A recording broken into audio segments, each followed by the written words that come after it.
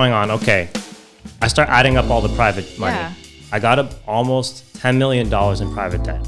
And what interest rate? About 10%. Oh my God, I'm smelling toast, bro. I'm having a stroke. Hey, Wellbuster, welcome back to another interesting episode. Today, we have a 7-figure wholesaler who's gonna share his story of how he was actually carrying a $10 million debt at 10%. So if you wanna know his story and learn how he crawled all of this, stay tuned to this episode. So thanks for coming on, Michael. Now that's my new co-host. Michael, let's start with telling us something that's interesting. I don't think anyone else would know. That could be a skill, would be something interesting about yourself. Something interesting? You want me to talk about real estate related or not anything. real estate? No pressure, bro. This has to be the most interesting Like you have a thing. Lambo that we don't know about. I don't know. No Lambo yet. I was thinking about getting a RS Q8 though. Oh, okay. I'm looking at that. Yeah, that's the same parts as Lambo anyway. Yeah.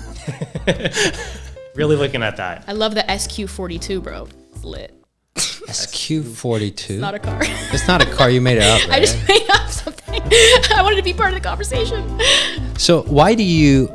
I know you're very frugal upcoming. Why do you think about getting a Audi SQ8? Is that going to be a new car, or are you going to try to hack that car? Is that going to be a used car? Right now I'm looking at maybe 2020, 2021. In the past I've been very frugal, right? In the past. Yeah. Not anymore. I'm thinking about upgrading it because it's YOLO. You only live once. YOLO? Treat Yeah. yourself. You gotta What do treat you yourself mean? a little bit, right? Yeah. Always. You know, Yeah. and if you don't eventually raise your standards of living, you're just gonna keep falling back to those same frugal ways. Like, I grew up frugal. It doesn't mean I have to be frugal for my entire life, right? 100%. And that's Yeah. the whole We're all- point. Oh, go ahead. Yeah, if we're in business, the whole point is to, have a better life, right? Yeah. 100%. And what's the point of accumulating wealth if you can't treat yourself every once in a while, You need to Got treat it. yourself sometimes. Get a new suit, fresh fade, nice car. You got to feel yourself. That enjoying the work you did, In the past, I didn't do any of that. Fun fact, my first probably year and a half, 2 years that I was wholesaling, I was driving a super But that's good though. Jetta. That's good though, A because Jetta. you're a lot more approachable when you go up to the seller, right? They don't think you're trying to steal their house. Is that correct? If I'm doing wholesale, I'm gonna drive my Honda, which I don't have one anymore, but I would drive a dented Honda You can drive my to Honda, knock don't on worry. doors. my car was actually worse than the seller's cars when I would go to their house. They have a Mustang. So they put their guards down, My right? car's way You're- worse than theirs. right? So isn't Yeah. that a good thing? It's not bad. I'd prefer, if I do get that dream car, whatever it is, RSQ8 or whatever the next vehicle is, and I would probably not want to drive that to the seller's house. So I already have a game plan for that. I'm going to park all the way down the street and then I'm going to walk up to their house. Bro. That's actually funny. You're just holding a bus ticket.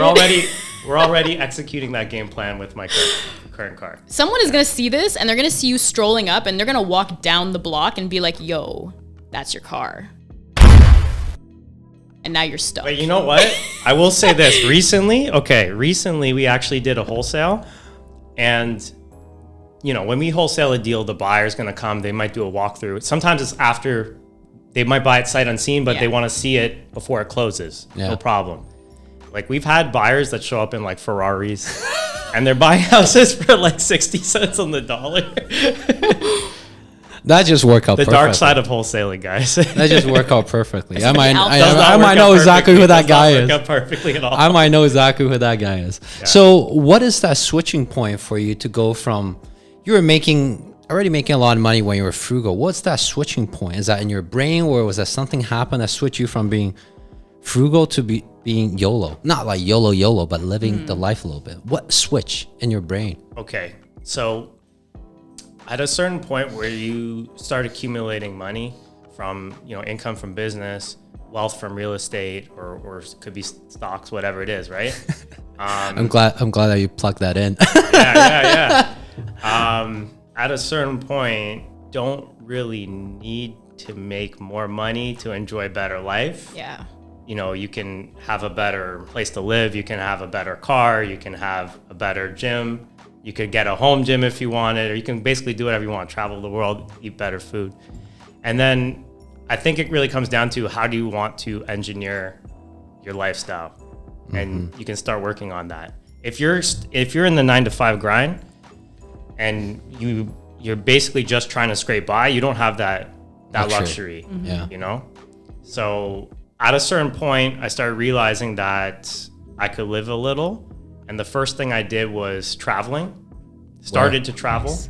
Where? Okay, so all the traveling I've done is basically like in the last 5 or 6 years of my life. Like 90% of it. Similar to me, yeah. I've been to Cuba, Jamaica, Dominican.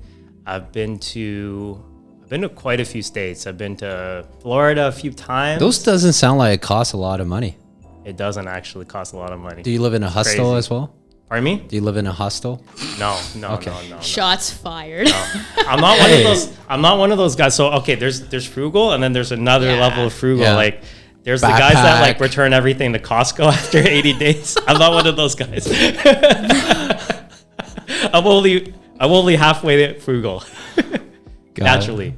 Got it. That switch though is very difficult. Like for my upbringing personally, like we weren't well off like at all, and so you get into that mindset of like I need to save every penny, but then you get to a point where you're just like, whoa, I'm okay spending like X amount of dollars on like a new watch or X amount of dollars on a good wardrobe, and you start to make that investment. So like when I buy clothes or anything like that, I'm like, this is an investment because realistically, I'm going to use it for business, and it's like you can both treat yourself and also take care of work at the same time. I mean, unfortunately, Versace heels cannot be deducted in my taxes. I've checked. I never it bought does myself not any exist. Versace heels, so. I'm so mad. You should. You look fabulous. Checked with a CPA. You can't do it for uniforms. It's a weird shift, for real. Like it's a weird shift from always having to count everything and then just suddenly being like, whoa, I'm fine. I think, and I kind of grew up like that. My mom told me always to save my money, and I remember right when I was starting up the wholesaling business, it was like a month or two before that. Yeah. So before I started the wholesaling business, I was actually trying to figure out what I wanted to do next. And What were you doing before? Yeah. okay, so man, this whole journey for me started way before wholesaling. So people think, like they start to see someone become successful and they think, oh, this guy just got lucky. Tip of the iceberg, right? It's the tip of the iceberg. Yeah. So probably started when I was like 22 or 23, and I got my first serious sales job. I was selling debit machines door to door, like business to business. My friend did that job. $300, right? $400 Yeah. per machine. Or Per something. machine. And Yeah. when you go to a business, it's already been hit up like 15 times in one day. Yeah. It's like one of the most hardcore sales you could do, Yeah. right? And Did you thrive at that job? not at the beginning. So at the beginning, I was so bad that they were about to fire me. Yeah. And then something, there was a flip. Like I flipped a switch, right? Yeah. So I was actually about to quit. They were going to fire me. And then I'm like, well, I'm thinking of quitting actually. You can't fire me. I quit. And my sales manager, this guy was like a really, really good mentor for me at the time, right? He's like, why would you want to walk away from this? And I said, well, like I'm not really even making that much money. It's commission only. And I was like mediocre at best at the time. And he said, well, you got to ask yourself if you've actually been putting your best foot forward. Have you actually been trying? I'm like, yeah, I'm trying, man. It's tough. Yeah. Like, but are you trying as hard as you can? Yeah. Think about it. He's like, why don't you try as hard as you can for a week? And if you still suck, then just give up. Yeah. And I don't know, it was the way he said that. It just kind of grinded my gears a little. Like I was just like, he's saying I'm not trying. It's a challenge. He's saying I'm not That's trying. what it is. It was kind of it was almost like he was disappointed in me. More than a challenge. Like, yeah, you're not even That's trying. worse, bro. He's not mad. He's disappointed. That Yeah. kills me. I hate when people say that. He was like questioning my work ethic more than anything. So Damn. I took it to heart, and from that day forward, I was like, I'm gonna do everything I can do to sell. Yeah. For the next week, and we would hit the field around 10 a.m. and we would come back to the office around 4:30. That's it? 6.5 hours?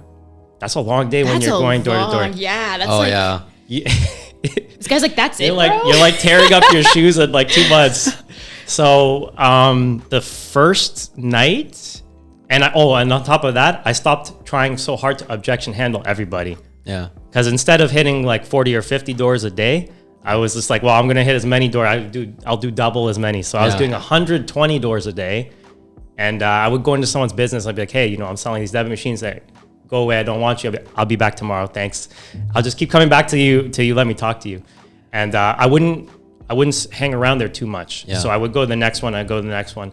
I remember the first day I did that. I made a sale, but I stayed back in the field till about 8:30 at night. Yeah.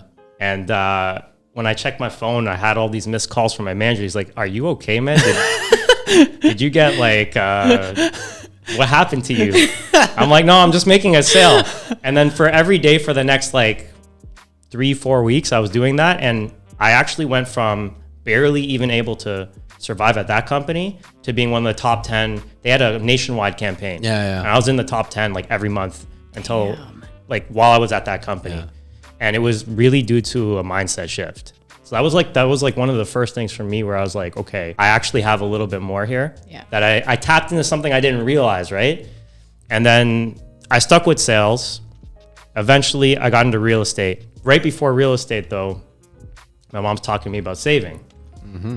And I got out of debit machines. I went into solar for a few years. I was doing solar. Another really hard. Selling solar panel? Selling solar panels to homeowners. It's a really difficult sale. And I started is. doing that door to door as well.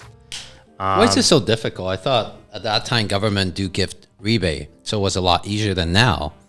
No? Yeah, but the upfront cost is pretty hefty sometimes, depending for the homeowner, right? Hey, Mr. Homeowner, how's this sound?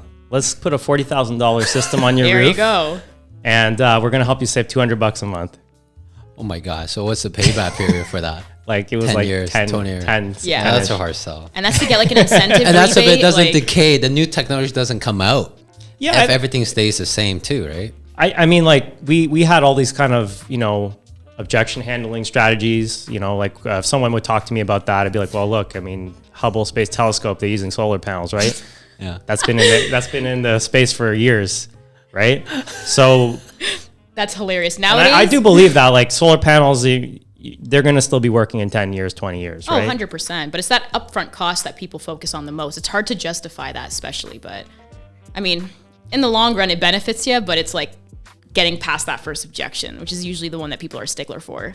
Yeah, well, I realized with solar that, so debit machines is all about objection handling, right? You have to be just amazing at it. And solar was totally different. It was like they either want it or they don't. Yeah. Yeah. They're either diehard fan or they. There's like no in between, really. Yeah. Yeah. And so the people that would work with us in solar, fun fact, you guys both like online marketing, right? Yeah. Okay. So I worked at a solar company, then I had my own solar business. And when I had the solar business, I started myself learning about online marketing. I got out of the door-to-door, and I'm like, let me figure out the other ways to build a business. So I learned Google Ads. I learned Facebook Ads. Nice. Took some courses. Nice. And for Facebook, we had really precise targeting back then. That was 2016, 2017. Yeah. Wow. And You're OG in that. we were targeting people for solar based on them liking electric cars. If they show interest in electric cars, they're like diehard fans of solar. It just goes together. Yeah. That's a smart strategy. Yeah. Yeah, It makes 100%. sense. Yeah. Makes So- sense. It's like our podcast is for high income earners. That's why we ask high income earners, we're way over high income earners to come on because people want to learn from people ahead of them and beat them, right? Yeah. That makes a lot of sense. So we're hearing all of the great that's come from wholesaling, but you got to give us the alpha, you got to give us the dirt. What's your most, like the worst moment that you've had in wholesaling? Let's just say for the past 3 years. Like what's Worst a moment? moment? Yeah. Or just personal life. Anything that Yeah. you're like, man, I thought I had it, but life just threw me another curveball. And 100%. what was that? Okay. Rather than talk about wholesaling specifically, because wholesaling as a business, I call it off-market real estate. We're buying deals off-market, and then you have a choice as an investor. I don't like to call myself just a wholesaler. I'm an investor. I'm an entrepreneur. 100%. My worst moment actually has to do with flipping. This came last year, and I don't think I even talked to you about this before. Well, now everyone will Fresh hear tip it. right here, now everyone will guys. hear it. So 2022, the real estate market here in Ontario went down quite a bit. Yeah. Right? Just a bit, 30%. Like Just a 30%. little bit, not significant. I think even a couple places touched like 40%. Yeah. And okay, so I had a lot of things on the go at the time, right? And my wholesaling is basically like what saved me in the end, but I'll get to that. So I had 5 of my own flips going on. I had 3 that were purchased in closing, right? So I would have been up to 8. Wow. So in the pipeline, you In the need pipeline. money, hard money to close them. Yep. Yeah. I got my hard money all lined up, and I also had other projects where I was passively involved. I had about 10 of them. Holy cow. Because as a wholesaler, I have options, right? Yeah. So if I pick up deals, I can Flip it. wholesale them. I can flip them. I can also pass them to another partner. Instead of wholesaling it, I can Equity. Right? be an equity partner. Yeah.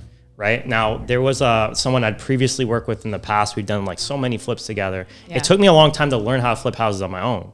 So at the beginning, I actually was partnering with other people that knew how to flip, and I would be an equity partner in those deals. Yeah.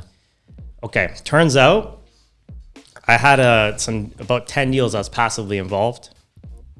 And when the market started crashing, that other person that I was passively involved working with, they just kind of like took off. Took off. They took off. You've been working with no. him And for years. I got stuck. Yeah. and he I got- took off. I started having the lenders calling me, and they're like, hey, what's going on with so-and-so? Yikes. I don't know. Let me try to find out. Long story short, I found out that basically I had to inherit these properties. Now, I'm starting to sweat just telling you about it. Yeah, I'm sweating for you, bro. Now, Damn. now I start figuring out what's going on. Okay. I start adding up all the private money. Yeah. I got almost $10 million in private debt. And what interest rate? About 10%. Okay. Oh my God, I'm smelling toast, bro. I'm having a stroke. So every year you got to pay out 1 million if you're carrying them. Yes. Yeah. Just put it into perspective. 10 million on Yes. 10% as 1 Yeah. million. Private lenders, if you're listening, and I'd like to talk to you if you can do better than that. I know a few. I'll send you a few. Damn. So all of a sudden, and it wasn't even necessarily private debt, right? It was, okay, now I'm doing 18 flips at once. They're all across Ontario.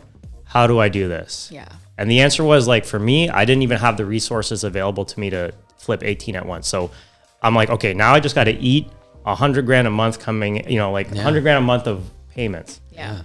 And wholesaling saved me. Nice.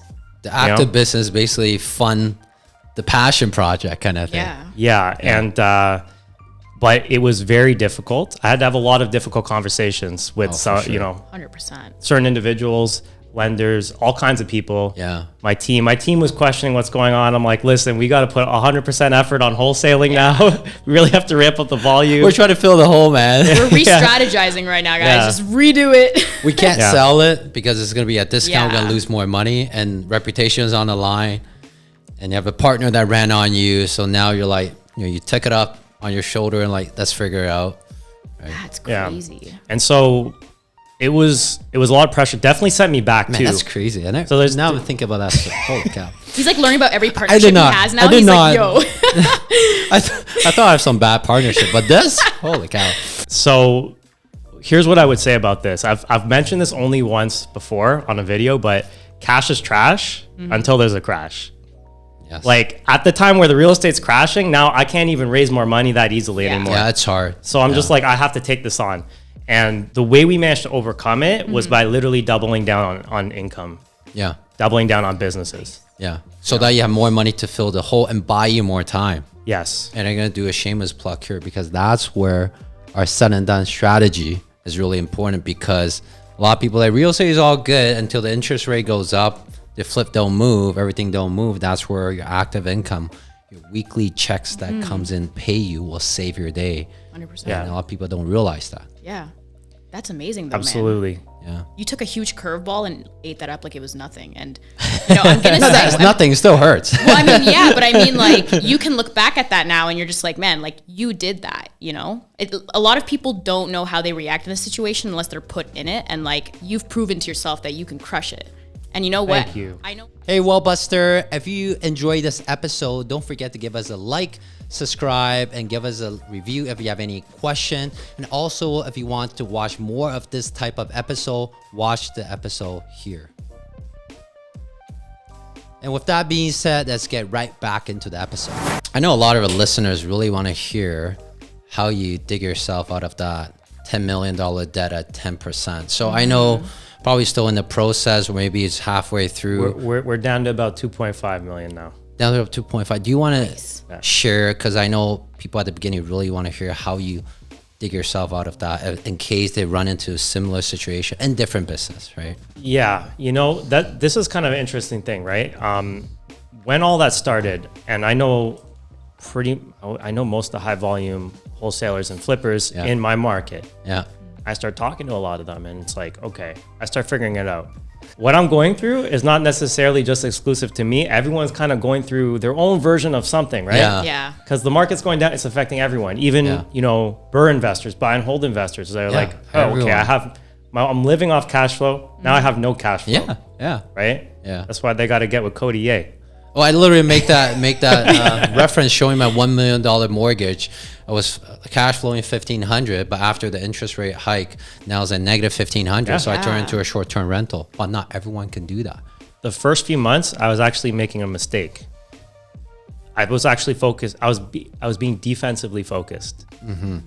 Here's what I mean by that. I was trying to manage my properties as best as I could.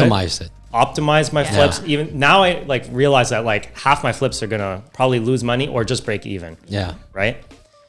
So I was trying to mitigate losses, which wasn't working because I have 18 projects going on now, and I'm I'm only I could only really actively manage 5 or 6 of them simultaneously with the people I had on board at the moment. At that moment. Yeah. So we got to about fall 22, and meanwhile this is all happening, my wholesaling income was going down every month as the market was slowing. Yeah, because everyone's scared, right? Yeah. Yes. No matter how good the deal is, they still won't buy it.